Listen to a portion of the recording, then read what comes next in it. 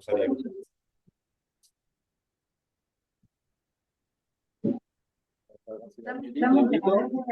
Prefiero.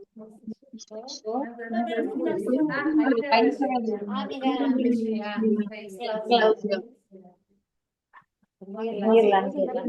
Para ver. Vos quedar atrás de la escalera. Ahí. Te quedas. Bueno, guarda la cosa. No puedo.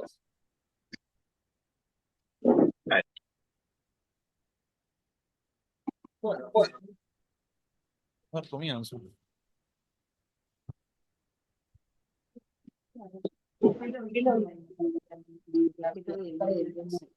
Es que tiene esa onda, ¿no? Es una cosa muy... Es que no queda bien entrar y directo ponerte a chumear los libros y bajar. No, pero para mí este lugar es muy familiar.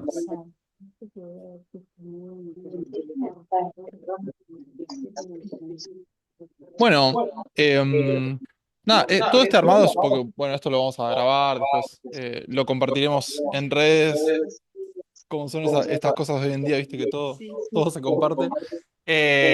Bueno, bienvenida Inés, salud, muchas gracias por estar acá. Este es el club de lectura que armamos alrededor de Una Reina Perfecta, que es un club de lectura dentro de El Cuaderno Azul y dentro de Contrapunto, que es una comunidad de lectores. Estuvimos a lo largo de unas semanas compartiendo varios materiales que nosotros fuimos armando, análisis de cuentos, hicimos una entrevista con Jair, hicimos una entrevista con, ¿cómo se llamaba la librera de nuestro arcón? Alejandra Jiménez, que es una librera de una librería de usados, hablando como de distintos temas que surgen a partir de no solo el libro, sino también el proyecto editorial detrás, que es Club 5 Editores y esta idea de reeditar literatura contemporánea. Bueno, la idea es un poco como crear un club que tome al libro, pero también a el proyecto editorial detrás del libro, por qué ese libro surge y demás. Y bueno, este es el encuentro final de este club, en el cual estamos enormemente agradecidos por tu presencia. Y la idea es charlar de forma muy relajada y familiar a partir del libro. Nosotros trajimos algunas preguntas para hacerte, los chicos seguro que también, porque lo han leído y dirán sus cosas. Pero nada, una charla relajada un rato a partir del libro. En este bellísimo café librería, que es Café Artigas, librería Ansible, que nos ha alojado graciosamente. Gracias, Cata, que está por ahí atrás. Y que es un hermoso lugar que también nos gusta ir como ser medio itinerantes y ir pasando como de librería en librería. Bueno, creo que eso es un poco todo. Yo tengo una primera pregunta para como arrancar, que es lo siguiente, porque digo, esto es un libro que es reeditado, ¿no? Que es tu primer libro de cuentos, finalmente. Entonces yo me preguntaba, me venía preguntando, no sé si te acordarás como exactamente, pero más o menos cuántos años tiene el primer cuento que ponerle has escrito o terminado de este libro. Y me preguntaba un poco como qué, cómo es esa sensación de algo que vuelve a, no sé, tiene como una especie de segundo nacimiento, como qué sentimiento tenés con esos cuentos que imagino que ya media cierta distancia, recién estábamos hablando de esto de si uno de pronto se olvida de cosas que uno escribió, como cómo se siente un poco quizás volver a esos cuentos. Entiendo que el libro no es que no se lanzó ahora, pero bueno, esto, como, cómo vivís esa distancia quizás con la obra propia. Bueno, gracias por la invitación. Es precioso el lugar. En realidad, en el primer cuento, no sé si es el primero, pero sí creo que es el más viejo del libro, es La Penitencia, que ahí hay pusimos con los chicos un como una foto de ese original que era que ya está con papel amarillo y escrito a máquina. Cuando yo empecé, que yo empecé a escribir a los 10 años o 11, pero este cuento lo va a haber escrito a los 15, 16, una cosa así. Ese que está ahí, ese papel amarillo a máquina.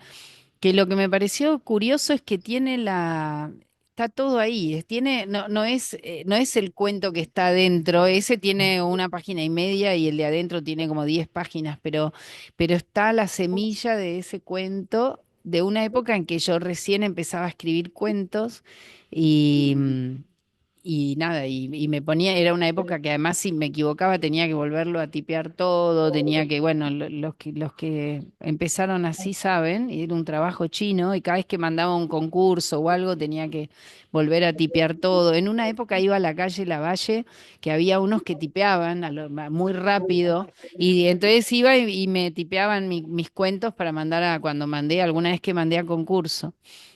Así que de hace mucho tiempo todo esto. Y lo puse ahí porque hay algo que yo les digo mucho a mis alumnos y que me encanta pensar, cómo la escritura es un proceso.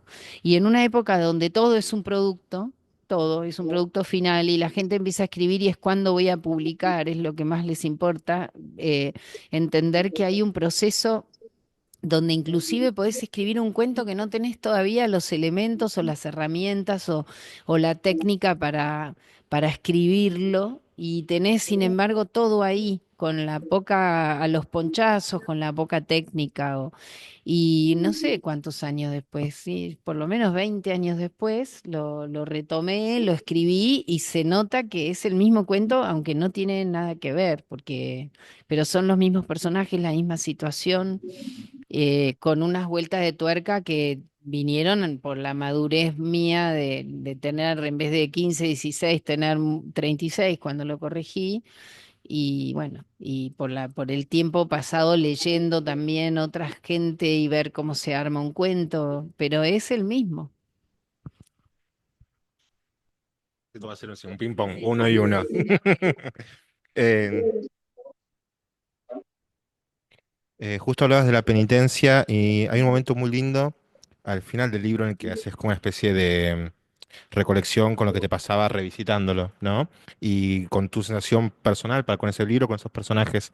Te escuché también hablar de el tiempo que te costó llegar a aceptar la escritura en tu vida o a empezar a escribir, ¿no? Desde esto, imagino en esto que decís recién, desde unos primeros escritos a los 15 y decir, bueno, me animo a hacerlo capaz más seriamente, entre un montón de comillas. Eh, y algo que se nota mucho en este libro y sobre todo en ese cuento es esta idea de ya no es una literatura que tal vez a los 15 puede ser más de soltar un sentimiento sin pensarlo, sino entender a todos los personajes. Y el resentimiento tal vez de algunos de esos personajes, que en la adolescencia es mucho más difícil de ver y que en la adultez es mucho más sencillo. Bueno, ¿cuánto puedes ampliar sobre esa idea? Que a mí por lo menos me pareció cautivante a la hora de leer el libro. Ah, mirá que, bueno, gracias, porque para mí también en mi vida fue... el cuento tiene un origen autobiográfico y, y yo tardé muchos años en poder entender de algún modo todo el entramado de relaciones que hay en el cuento, de por ejemplo que Ramona está sujeta también como personaje a la madre de la protagonista o a los padres de la protagonista, cosas que imagínate que cuando era chica no podía ver ni por casualidad. Tengo otro cuento que no está acá sobre el mismo tema, donde pasa otra cosa más todavía, que es que en una situación parecida, que no llega a ser la penitencia, pero es esa situación del campo con las niñas y la niñera sádica y no sé qué, hay una situación donde la protagonista, que es la que cuenta, que podría ser esta también en algún punto, descubre una manera ella de ejercer poder de cambiar el foco de poder y se hace la que se va bajo el agua en un tanque y se hace la que se ahogó. Y cuando sale y ve el terror en la cara de Ramona, se da cuenta que por un momento fue ella la que tenía el poder. Sí, eso también es una vuelta de tuerca. Y esas vueltas de tuerca son cuando uno mira para atrás en la vida y empieza a entender tantas más cosas, ¿no? Entre otras la injusticia, por ejemplo. Em, en la vida real Ramona era toba y yo tardé muchos años, pero el día que entendí lo que eso significaba para una persona toba, cuidar a tres niñitas rubias y privilegiadas, entendí muchas cosas que no entendí cuando era chica, ¿no? Esto de darle como otra vuelta de tuerca al cuento y que aparezca otro cuento es algo que en un análisis que nosotros como compartimos, un poco intentamos identificar este juego porque nos parecía que hay varios cuentos de este libro donde parece haber como un juego de espejos, ¿no? Como pienso puntualmente en Cóctel y un poco más tarde en la vida, como la fiesta a la que se refieren un poco más tarde en la vida, tiene como muchas similaridades con Cóctel, pero con la gran diferencia de que en uno la protagonista es como la amiga, que no se sabe si es ex amante o siempre fue una amiga, y ahora él se va con otra. Y en Cóctel, ella es la amante que está viendo a el hombre con su mujer oficial, digámoslo. Pero en ambos hay algo, digo, está como un punto en común de que hay una fiesta medio parecida, con un balcón, como hay un transitar de esa fiesta medio parecido.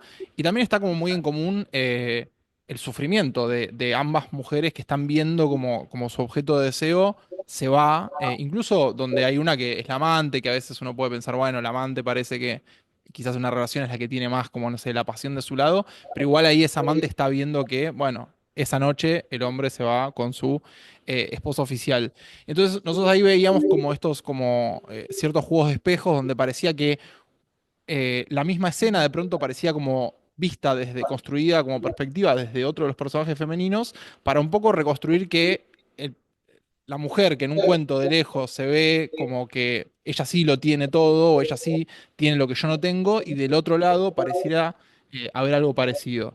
Eh, ¿Vos lo pensaste así? O sea, ¿metiste los textos un poco como con esta idea o no necesariamente? Porque también me interesa como con lo que acabas de contar, si en esas vueltas de tuerca sucesivas a por ahí una situación, ¿qué queda de la situación anterior a la hora de escribir? ¿O es algo que también uno dice, no, bueno, este es un nuevo cuento, no importa que se parezcan a un sentido y que yo esté explorando otra cosa? Bueno, esas son las cosas que yo me quedo, ah, mira, cierto, que lo descubren los lectores. Yo hace muchos años que está este libro acá y que lo escribí, nunca me di cuenta de eso. Me doy cuenta de que son escenas que son similares, que hay todo un entorno social, quizás en muchos cuentos que es similar, que es el mundo que conocí o que conozco. Ahora, por suerte, se amplió, pero nunca me di cuenta de eso, de que son como juegos de espejos. Es interesantísimo para mí que me diga, la mirada, cierto, wow, es verdad, es verdad. Sí me pasa que me interesa mucho ver las historias desde muchos lugares, desde muchos distintos puntos de vista, pero no me doy cuenta cuando la empiezo a escribir que voy a hacer un espejo con la otra. Después termina, por eso me pasa que armo un libro de cuentos y digo, tiene un universo.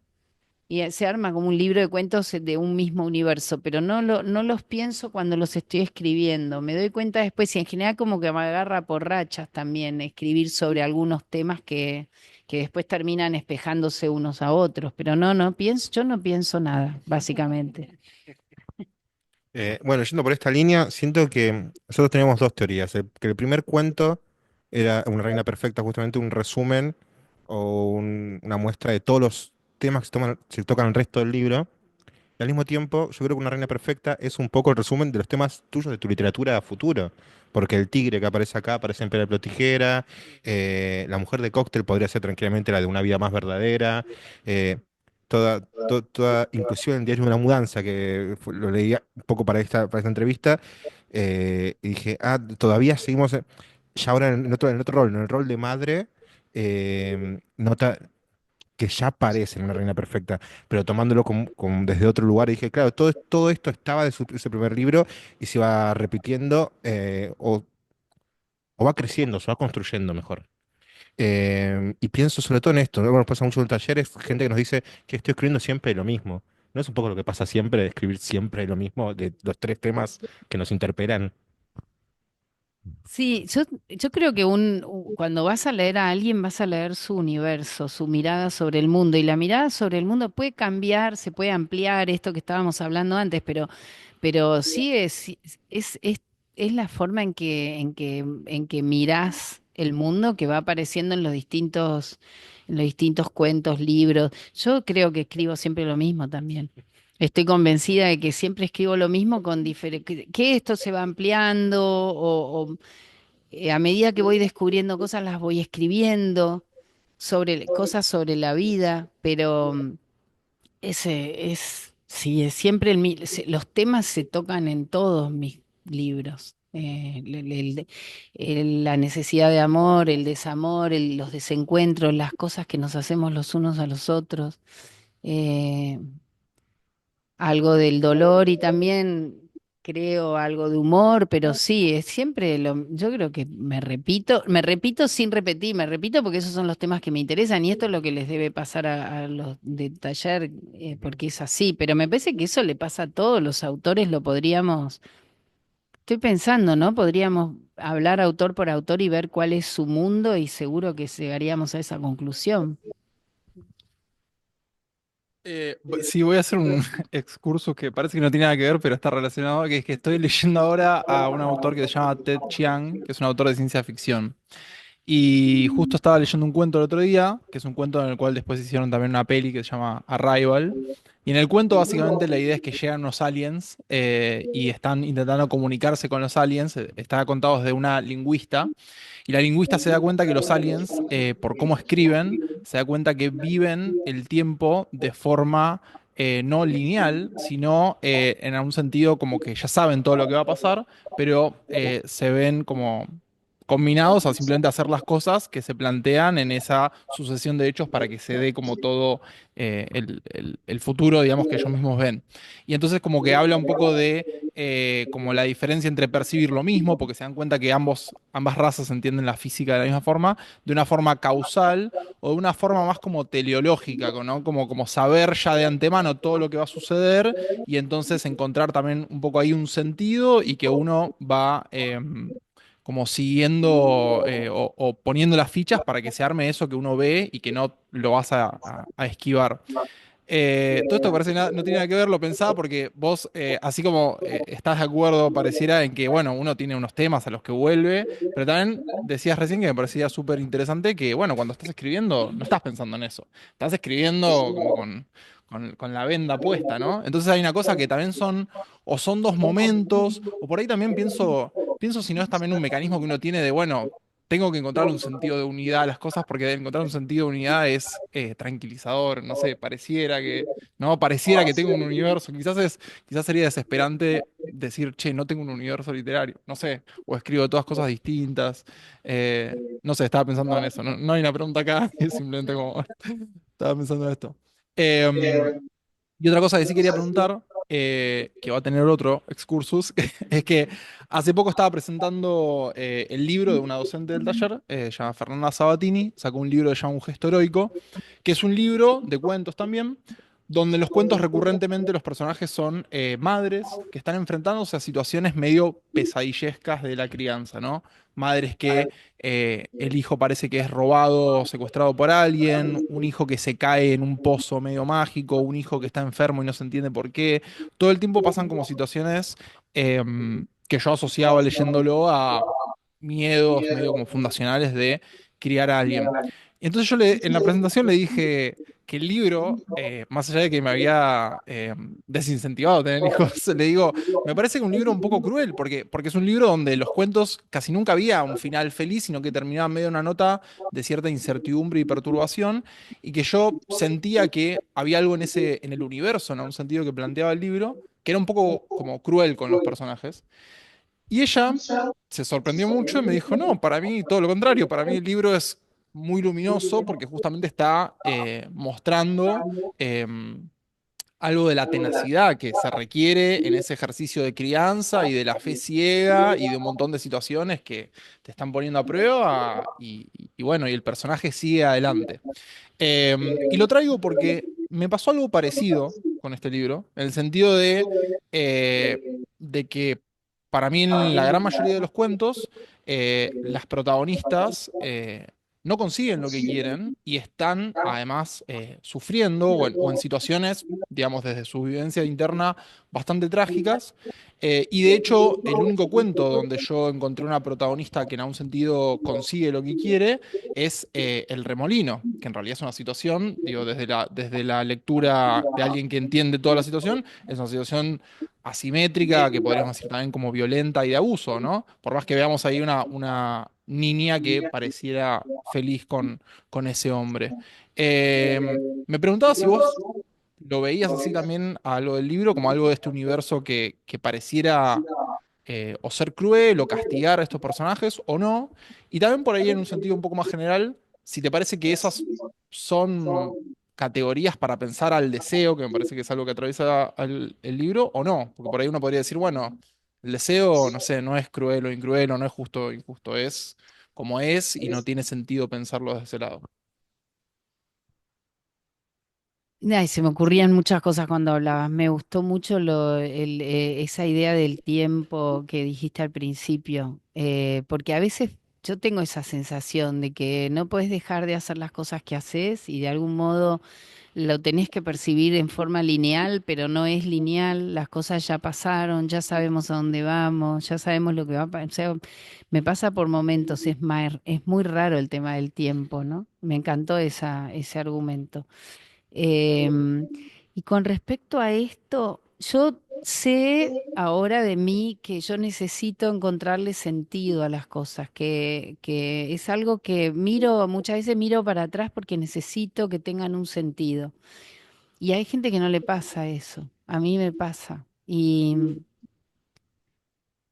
no siento que sea cruel con mis personajes, nunca quiero y espero no hacerlo, castigar a nadie. Porque aún en el dolor o en la decepción o en el desencuentro, a mí me parece que hay algo. No sé si es un aprendizaje.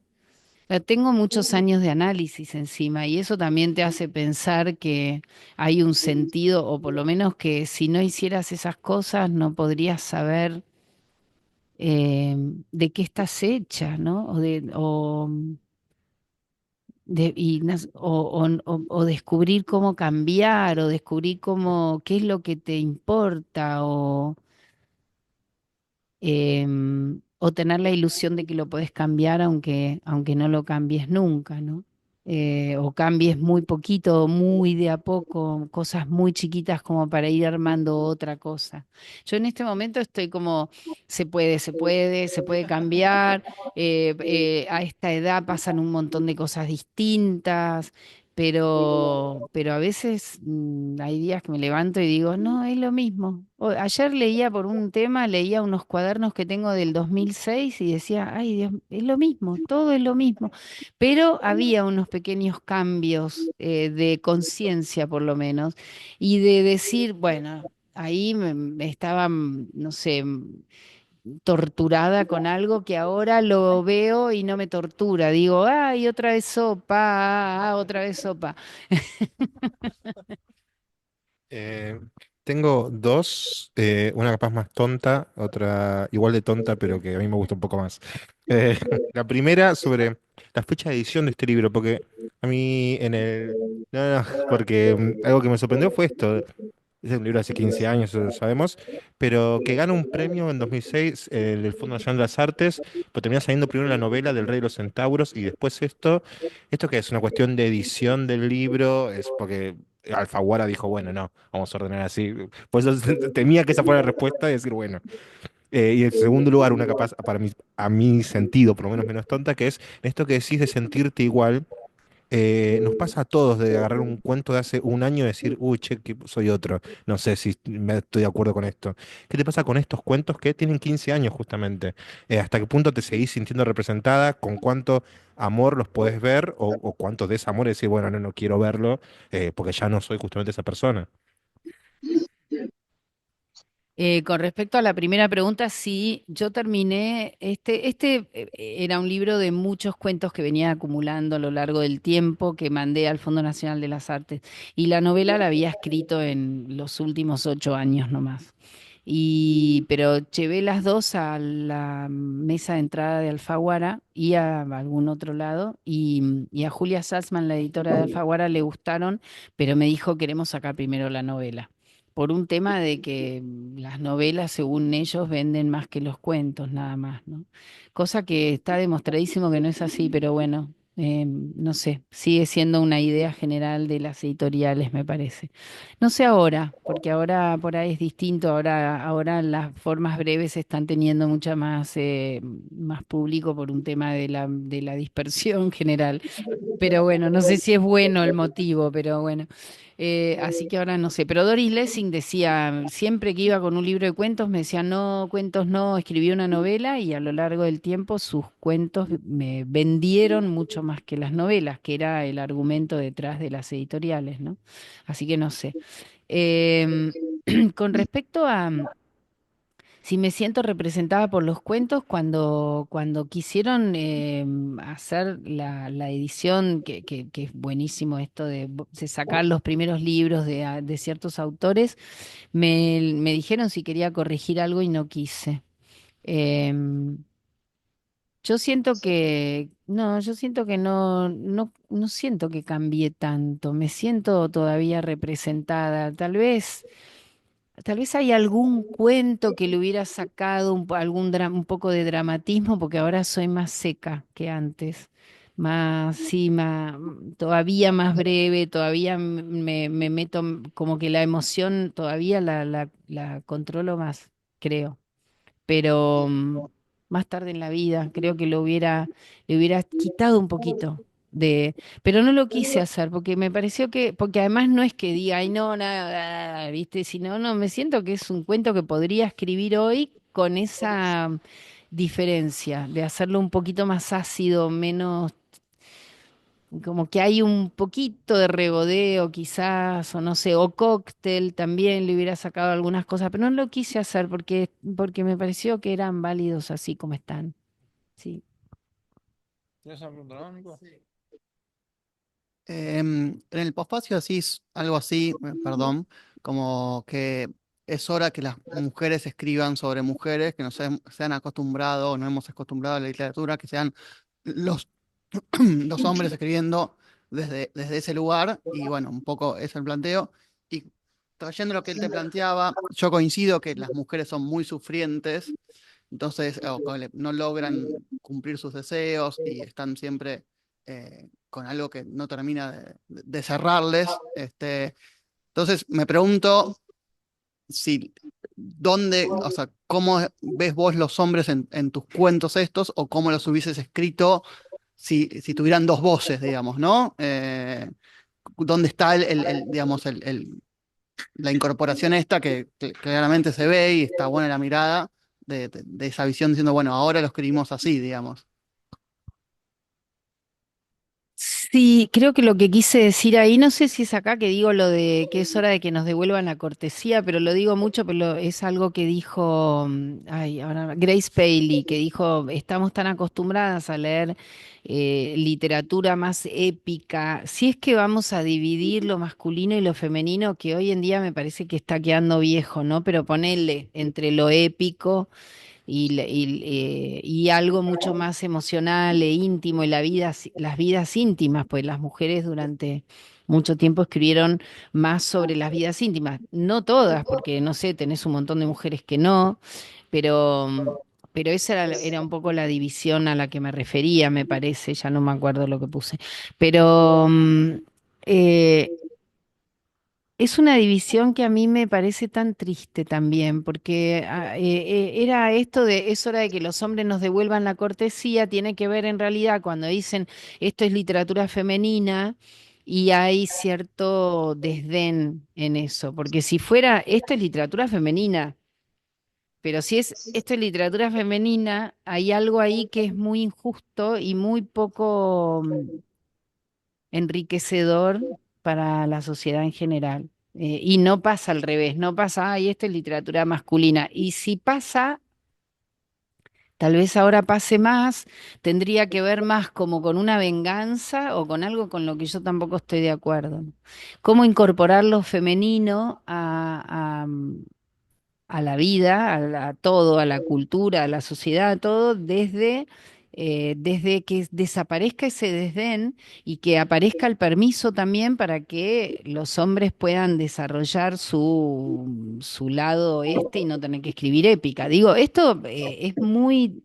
Me estoy metiendo en un berenjenal, porque además odio como recortarlo y decir esto es masculino, esto es femenino, pero sí existe lo masculino, lo femenino, me parece que existe.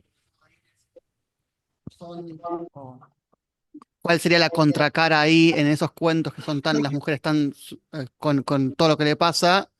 y si son los hombres que lo generan, no cómo lo miraría el hombre, si el hombre percibiría eso o no en el mismo relato que vos pones, digamos.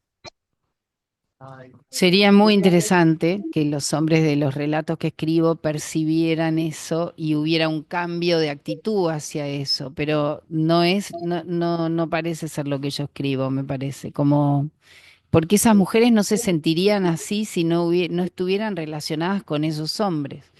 Se sentirían distintas y si a esos hombres les diera por interesarse o por percibir el dolor o el desamor o los desaires que les hacen a esas mujeres, no serían esos hombres. Entonces, en realidad es la combinación lo que hace que sea todo tan desdichado, me parece, ¿no? Em, el único hombre que hay acá es un niño y es un niño muy sensible y es un niño que tiene incorporada una mirada muy, muy amorosa sobre el mundo.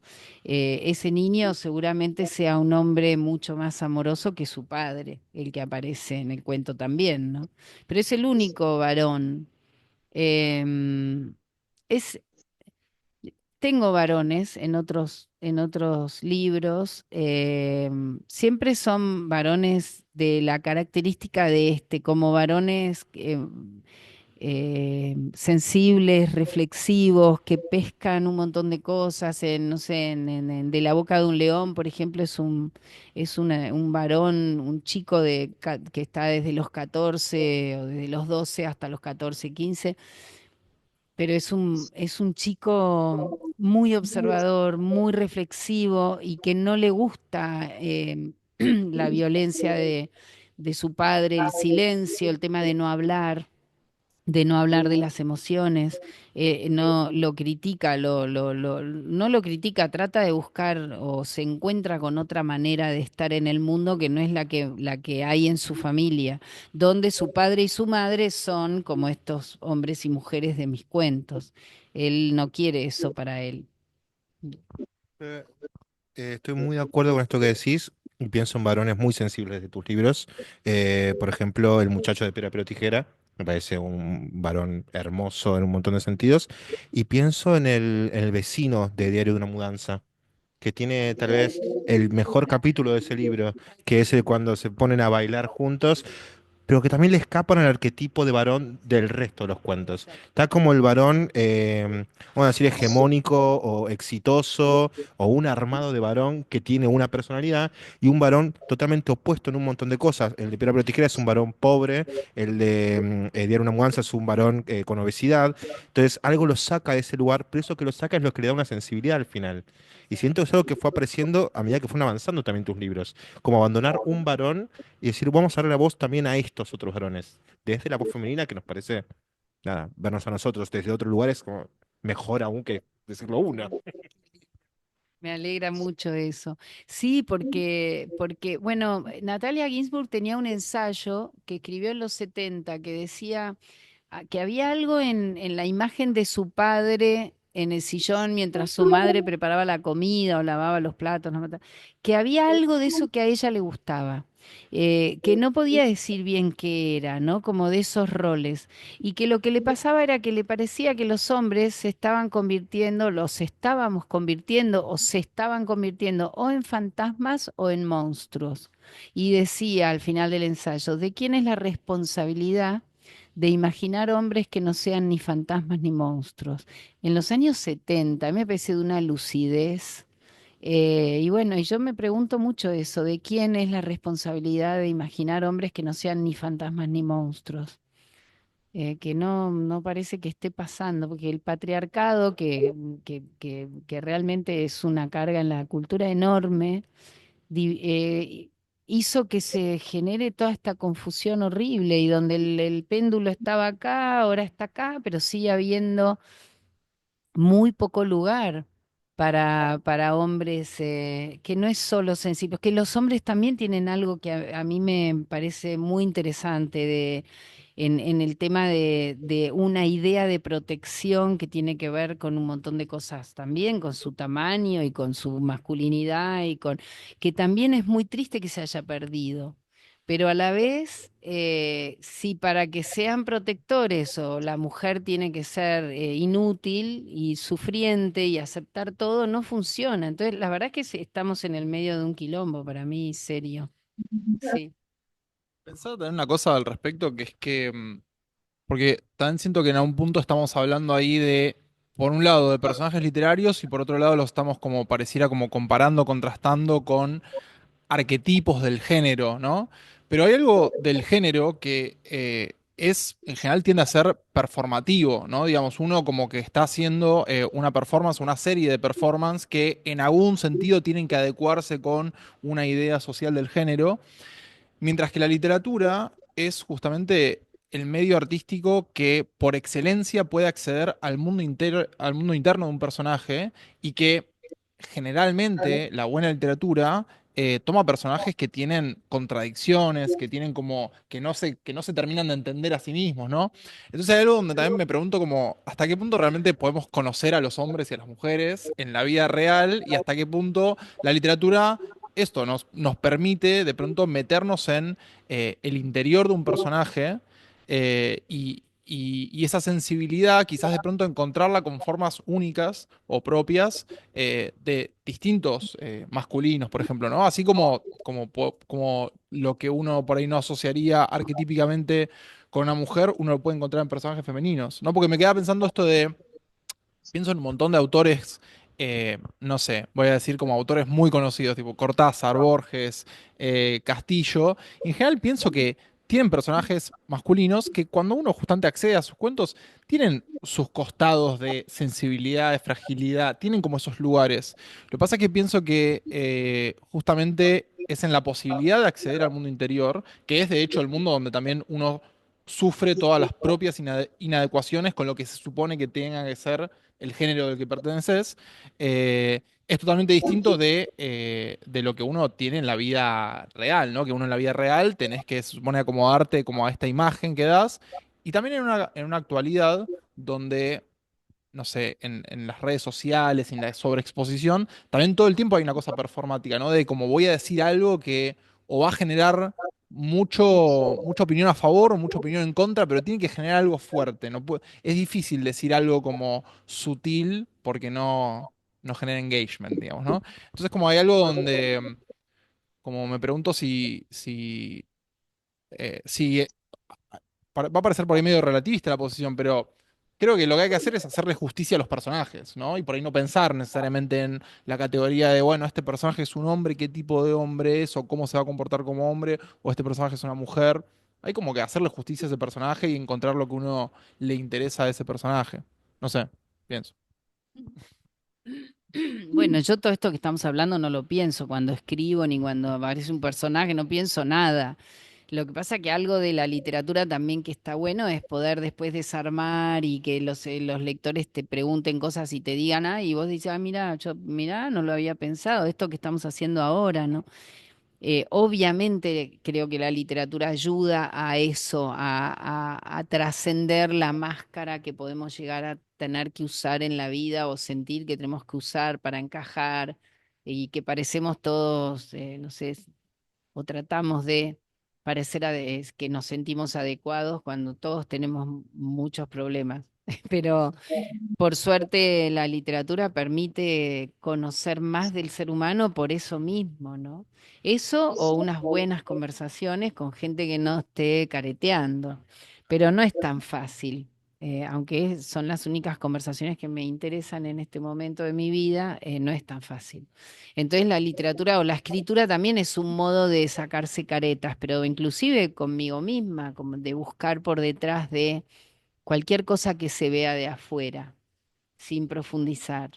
Lo interesante es eso y que lea, y por eso la gente que lee tiene otra visión también, porque no se come el cuento y no se come la fachada de las cosas. Si alguien no te cuenta, si no te hablan y si no lees, no tenés modo de saber cómo es. Nada, casi, ¿no? Salvo lo que ves. Y lo que ves es solo la parte de arriba de la vida. Es muy raro eso, muy perturbador. Voy a No, sí, por supuesto, por supuesto. Estás participando muy activamente. Eh, voy a comentar dos cosas sobre eso. Después de leer el diario de una mudanza, le dije a mis alumnas, que es un grupo de todas mujeres, le dije, yo no les puedo explicar la menopausia tranquilamente, chicas. Yo se las puedo explicar y van a saber. No, no, por supuesto que no. Pero algo que nos pasaba también en la charla sobre una reina perfecta es, bueno, entendemos un poco más lo que es una mujer. Chiquitito, muy chiquitito, pero hay algo de sensibilidad que se agarra de este lugar. Quiero agarrar justamente una reina perfecta porque entiendo que es un libro que nace, o por lo menos es muy corregido en el taller de Liliana. Entiendo que esos primeros cuentos pasaron por ese taller y nos pasó, voy a hablar de mí, me pasó con una reina perfecta en particular, que siento que es un cuento que muestra mucho lo que es la corrección de taller. Tal vez me equivoque, pero hay algo del detalle en ciertas palabras, en ciertas frases, el elemento de la mus como una representación, podemos pensar si del deseo, si del padre, si del prohibido. Em, la idea de la nena que no come vidrio, que tenías una metáfora de la madre que tampoco come vidrio y sabe lo que está sucediendo. Y siento son cosas que a posteriori, cuando uno empieza a escribir, aparece en uno solo, pero en un primer momento uno necesita al lado alguien que diga, che, fíjate cómo esto que estás haciendo podría funcionar mejor así. Y siento, de vuelta, tal vez me equivoque, pero que es un cuento que demuestra mucho eso, el trabajo de un tallerista de fondo, de eso. Ahí estás pidiéndome una memoria que no tengo. Lo que sé es que si la mus era una representación del deseo, todo eso, cuando lo escribí no lo pensé y creo que en el taller tampoco apareció.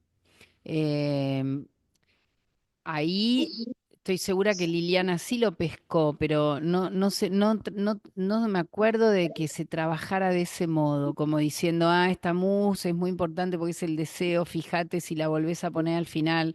La musa apareció desde el minuto uno y fueron los lectores los que me hicieron ver que tenía que ver con el deseo, a pesar de que lo dice en el texto, pero yo escribo sin pensar de verdad, o sea, es inconsciente total.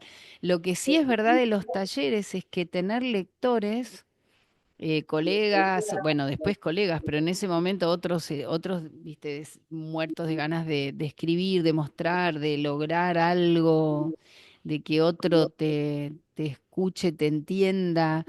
em, los talleres son unos lugares de encuentro muy profundos, de no solo encontrar gente que también le encanta leer, sino gente que está tratando de hacer algo, no sé qué es, como de descubrir de qué se trata la vida, de contar algo, y, y en ese sentido, leer algo, por ejemplo, leer Una Reina Perfecta en su primera versión, que ni me acuerdo, y ver que pasa algo del otro lado, es viento en las velas, pero increíble, ¿no? Y en eso los talleres son maravillosos. A mí me pasa mucho en los talleres, por ejemplo, me acuerdo todavía de cuando yo era tallerista y no era yo la maestra, pero cuando lees algo que los otros lloran, por ejemplo, y te quedás. Dice, no puedo creer que llegué al otro lado, ¿no? Es muy emocionante, pero no sé si había ese tipo de análisis. Eh, Era más que funcione el relato, que el relato funcione, que vos lo veas, que haya detalles, que tenga bueno, esto, ¿no? Como un... Hay un montón de leyes, por supuesto, que sale la flecha y dan el blanco, que cada vez se van desarmando más ahora, ¿no? Pero sí, en ese sentido Liliana es muy clásica y Abelardo también, no sé cómo serás vos, pero ahora hay otra cosa. A mí lo que me importa es que sea verdadero, pongamos entre comillas, ¿no?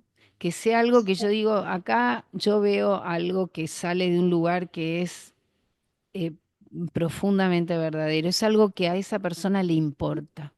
Después, y si tiene eso, sangre en las venas, porque es como si fuera sangre en las venas del relato, lo demás todo se arregla.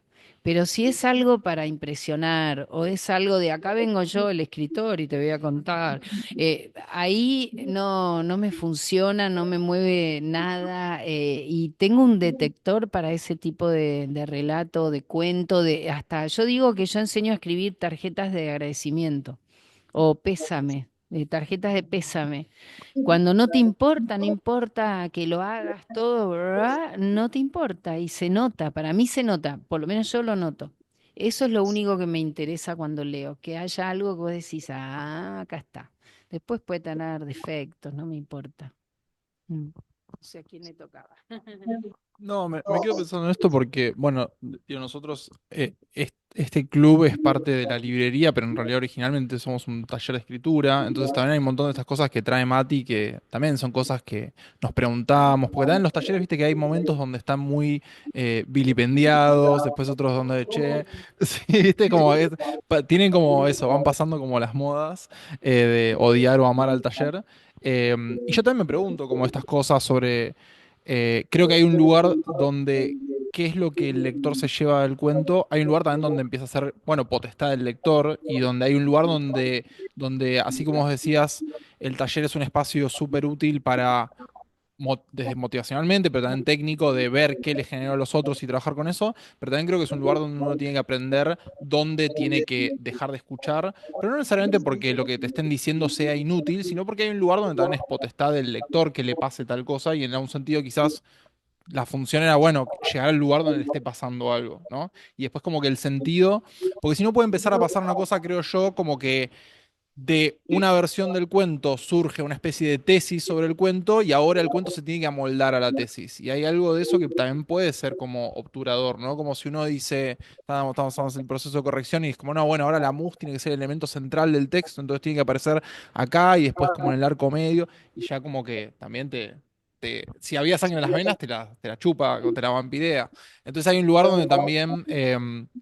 lo hablaba también hace poco con una otra docente que me decía que va a otro taller y que había empezado a llevar una novela y que estaba como en una etapa muy inicial la novela. Y en un momento la dejó de llevar porque dijo, me di cuenta que está todavía en un momento donde yo tengo que escribir libremente y sin escuchar como todavía interpretaciones porque esto es algo que está ahí, como que no tiene forma.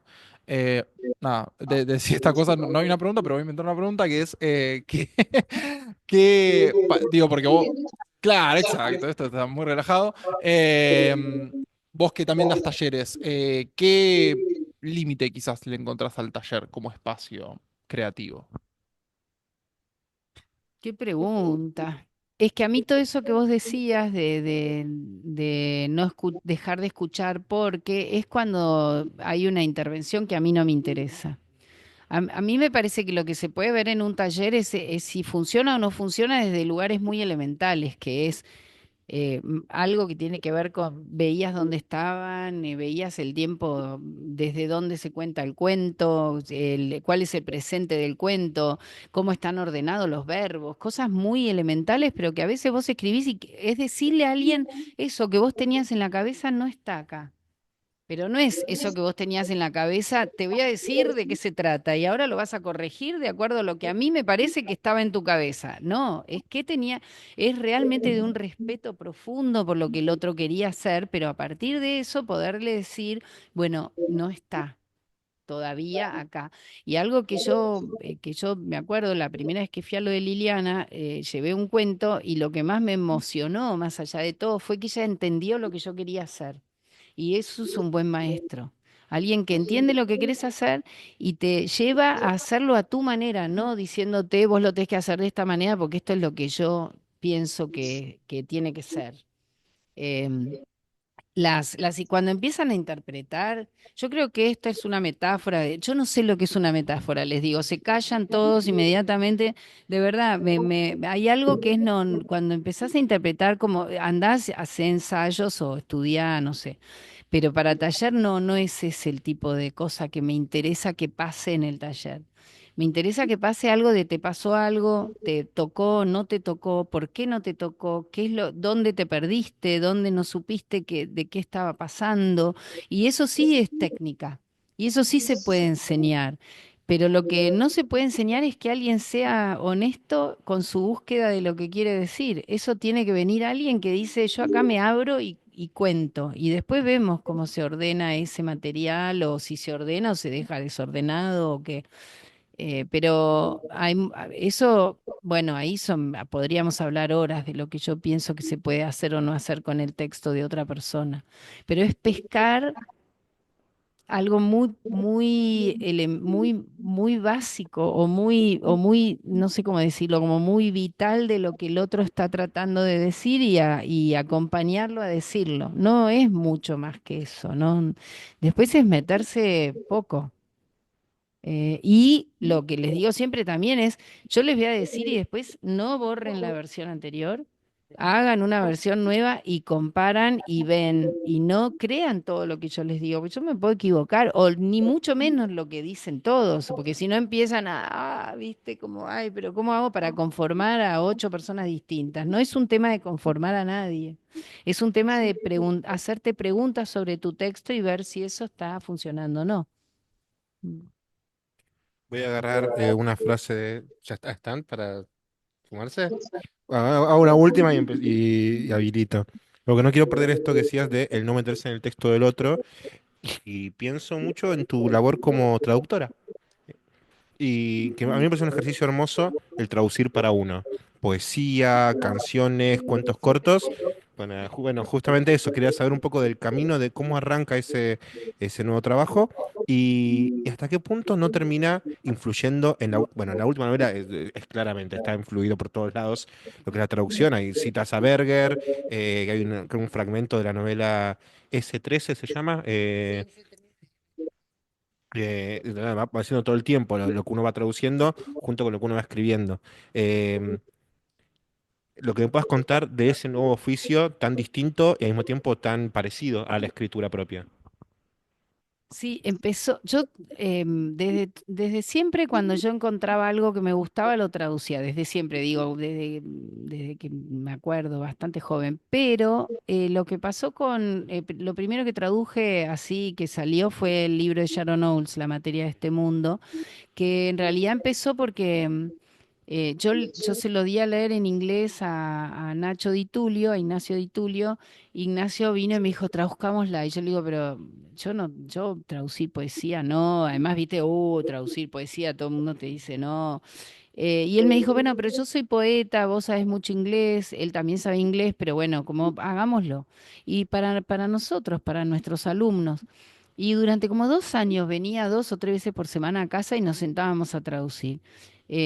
Fue un descubrimiento para mí también de lo que podía llegar a pasar traduciendo, ¿no? Además de leerla a ella, no, él creo que en ese momento, no sé si su mujer, bueno, que era su novia, fue a Estados Unidos y trajo libros de ella, otros que tenía, algún par que tenía yo, y empezamos a hacer como una antología, a elegir los que más nos gustaban, él elegía los suyos, yo los míos, nos juntábamos y lo hacíamos y nos peleábamos y en un momento nos dimos cuenta que teníamos 63 poemas traducidos y dijimos, vamos a ofrecérselos a alguien. Y ahí fue que salió ese libro. Pero fue un descubrimiento para mí, porque yo traducía fragmentitos, pero esto fue otra cosa. Y a partir de ahí me empezaron a llamar para traducir cosas. Bueno, no sé cuál fue el segundo, creo que el de Lorry Moore, pero no me acuerdo quién se hará cargo del Hospital de Rana. Y ahí, bueno, después pedí la beca para traducir La habitación sin barrer de Sharon Olds también, y empecé a descubrir el mundo de la traducción, eh, que tiene algo que se parece mucho a escribir, te va afilando la búsqueda de la palabra justa, que eso está en Diario de una mudanza. Se vuelve una obsesión total. No la tenía tan desarrollada antes como después de empezar a traducir. Y después, bueno, después Mavis Galant la propuse yo a Eterna Cadencia. Los chicos de la parte maldita me propusieron Jamaica Kincaid, que ahora acabo de terminar uno de cuentos de ella que seguramente salga a principio del año que viene. Y me agarró esta pasión por traducir. Y ahora me pasa que leo un poema que me gusta y que no es con rima ni en decasílabo ni esas cosas que no tengo la menor idea y lo traduzco. Y inclusive fui a la universidad, a la UNA, a hablar a la cátedra de Horacio Sabaljauregui y Lucía. Ah, mira, es, mira, es genial esa cátedra. Y bueno, nada, y ahora el año que viene sale también uno de Diana Getch, que acabo de sacar la traducción de sus crónicas de transición, Vida en transición con Salta el pez. Ahora no sé si no me gusta más traducir. ¿Acá?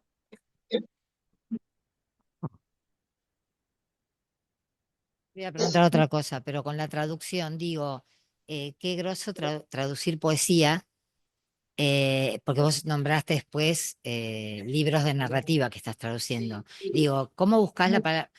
Parece una pavada, ¿no? Pero digo, ¿cómo buscas la palabra justa?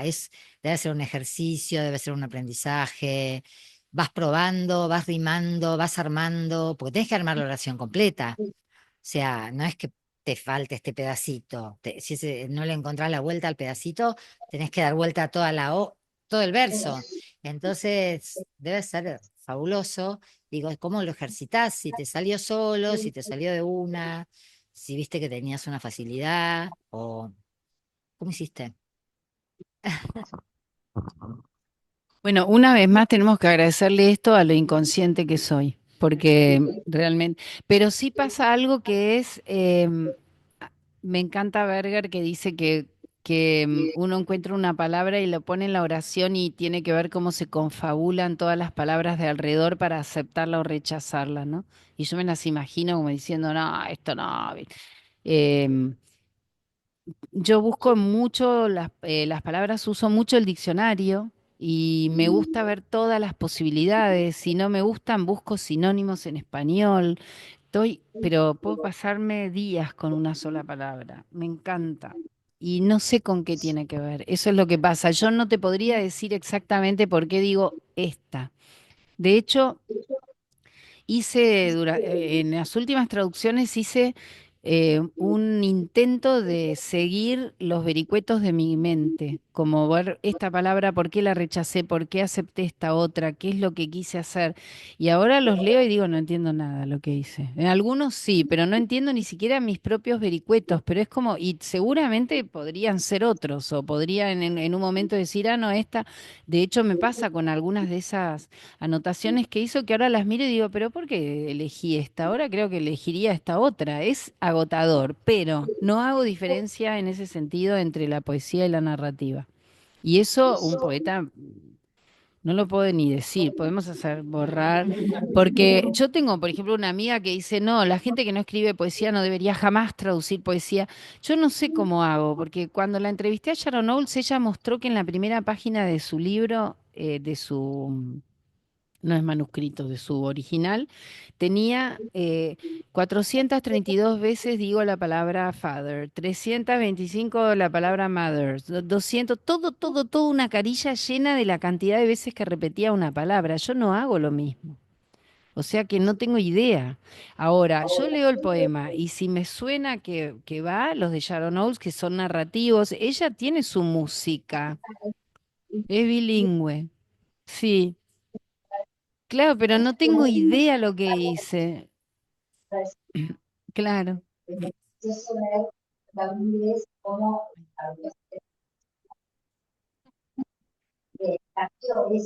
claro, pero no sé eso, porque para mí ahí va un concepto que es de Lydia Davis que habla de la temperatura del lenguaje. Y hay algo es emocional para mí lo que yo hago cuando traduzco. Es cómo me conmovió esto, yo lo quiero que sea igual en castellano. Por eso es tan inconsciente, va a la emoción, no es mental. Por eso es tan difícil para mí decir qué es lo que hago. Tu segundo idioma o tu idioma familiar, el inglés, te facilitó eso. Porque cuando uno va, no sé, yo creo que es un invento de tu autobiografía, no sé.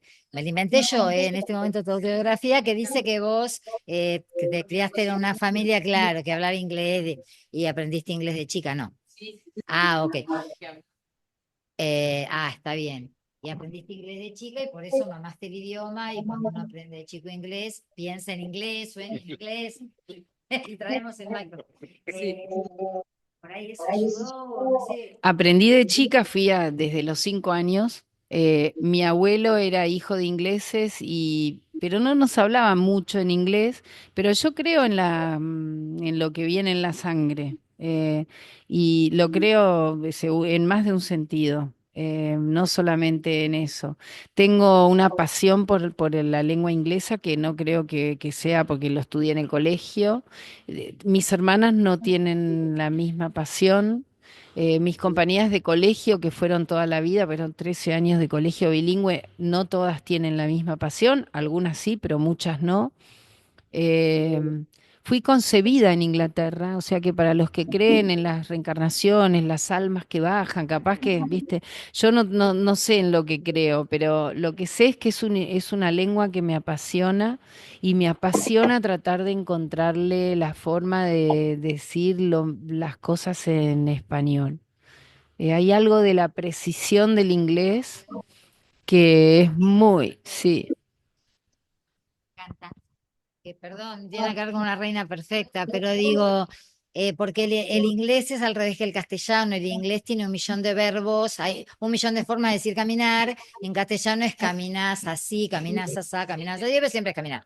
Entonces, traducir del castellano al inglés no es lo mismo que traducir del italiano al castellano, o sea, entonces digo, hay que poner el verso justo. Y lo tenés que dar vuelta entero, porque al vos tener que cambiar el verbo, te sobran un montón de palabras. Por eso a mí me quedaba esa curiosidad de ver cómo hacías ese ejercicio. Así, está bien. Bueno, y ahora sobre esto, que nos convoca. Acá los dos varones heterosexuales que hacían los videos decían que nosotros creemos que este libro se trata sobre, se trata sobre el deseo de la mujer y bla, bla, bla, bla. ¿Y dónde están los hombres expresados en este libro? Preguntaban. Yo decía, ¿qué me importa? ¿No es cierto? Cuando los escuchaba, digo, le van a preguntar a Inés cómo están representados los hombres en este libro, y en realidad yo quería decirle, Lucho, a mí no me importa cómo están, no tengo tanta confianza. No me importan los hombres de este libro, a mí lo que me importa es lo que le pasa a las mujeres en relación a, a estos hombres de este libro, que no son los hombres ni son las mujeres, son una historia de, para mí, un mismo personaje en distintas etapas de su vida, es mi interpretación personal, que se encuentra con situaciones que viven las mujeres, muchas mujeres que tienen más de 50 años, y me encanta que que estemos charlando de vos, con una edad donde escribiste cosas, no voy a decir autorreferenciales porque no lo sé, pero digo que le pudieron haber pasado a un amigo, una hermana, una prima, una familia, de tu propia vida. Entonces digo, vos las miras ahora después de tantos años y sin embargo estoy diciendo, esto es válido, esto es así. Y eso me parece que es increíble. Y que no le sacaría una coma, ni un punto, ni un nada. Por ahí le sacaría un poco de melodrama, sí, porque tengo 60 y no le escribía, y los escribía a los 25. Entonces, exacto, entonces yo digo, claro, está bien. Y otra cosa que ellos decían, bueno, esto es la representación, entendieron que era la representación de los deseos femeninos y todas las formas del deseo femenino, el sufrimiento de la mujer. ¿Eh? Claro, que yo puse, no paren, diciendo, porque para mí esto es el gran triángulo madre, hija, madre, o más bien madre, hija, sí, está bien, no sé cómo decirlo, hija, madre, madre, hija, en todos los momentos de la vida. Me falta tu parte de madre, sí, está en azul, que yo me lo marqué, porque para mí el que más me gustó es azul turquesa, pues donde la protagonista es madre de una hija. Y es increíble, porque decís, claro, acá está, este es el broche final de este libro. Esta mujer que está haciendo la antítesis de lo que le hicieron, o lo que le pasó, o lo que la trataron, tratando de que su hija no sufra lo mismo. Esta fue mi lectura, ¿no? Del libro, y a pesar de que dice que hay que leer la última frase y la primera del libro, y que una empieza y otra termina, lo que significa el libro para mí termina en azules turquesas. Esa fue mi lectura. Y la verdad que los hombres no me estarían interesando lo que les pasa en este libro. Pero no sé, eso quiero que me digas vos. No, me encantó, me parece buenísimo lo que decís.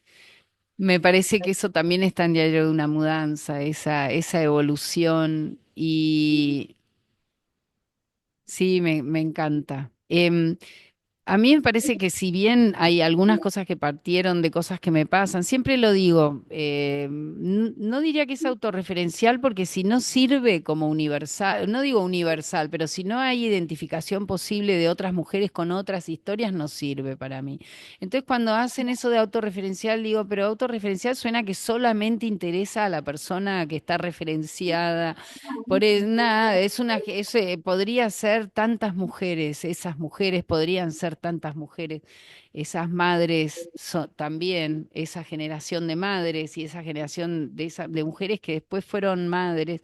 Y por eso me interesa. Con Diario de una mudanza mi hija me dijo, porque le leí, porque había cosas que tenían que ver con nosotras, más allá de que además cuando yo empiezo a contar y el relato me pide algo, yo me voy a donde el relato me pida, no me importa nada si fue así, no fue así, me olvido. Y entonces le tenía que decir, mirá, acá hay una madre con una hija, encima hay partes donde dice Garland inclusive, entonces parece totalmente autorreferencial. Y me dijo, a mí no me importa, podrían ser las madres de mis amigas o mis amigas, podrían ser madres con hijas, no me importa nada. Me parece que es un libro que habla de mujeres, de madres con hijas, esos capítulos de madres con hijas. Y dije, si lo entendió ella, ya está, ¿viste? Quiero que lo lean mis amigas, me dijo.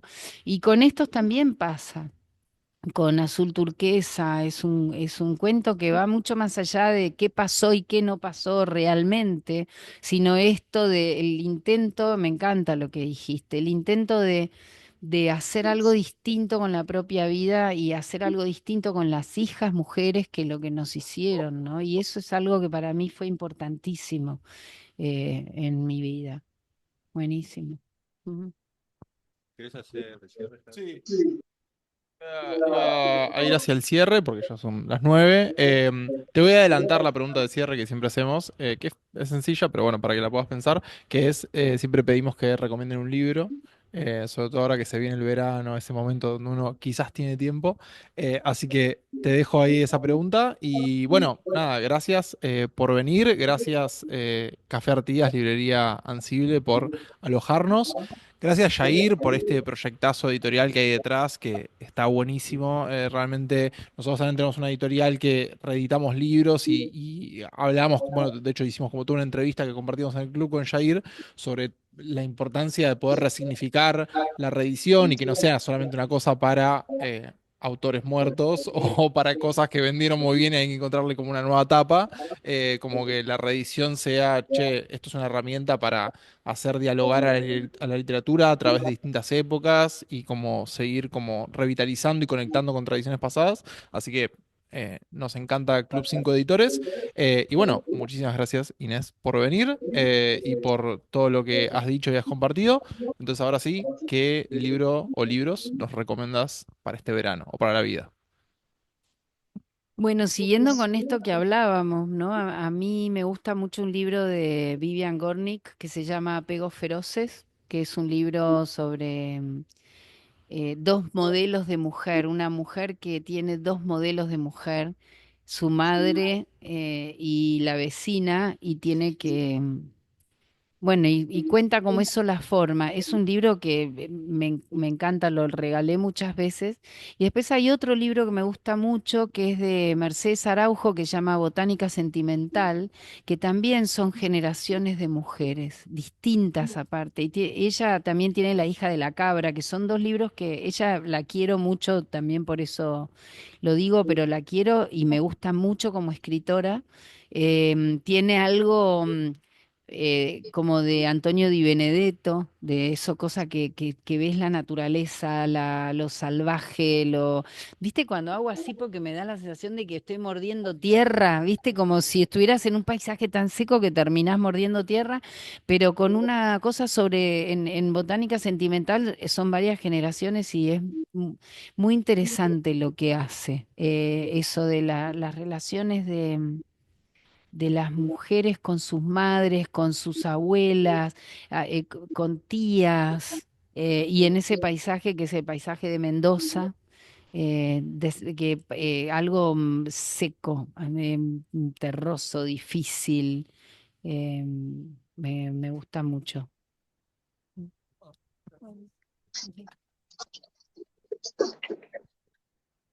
Gracias por Gracias a ustedes.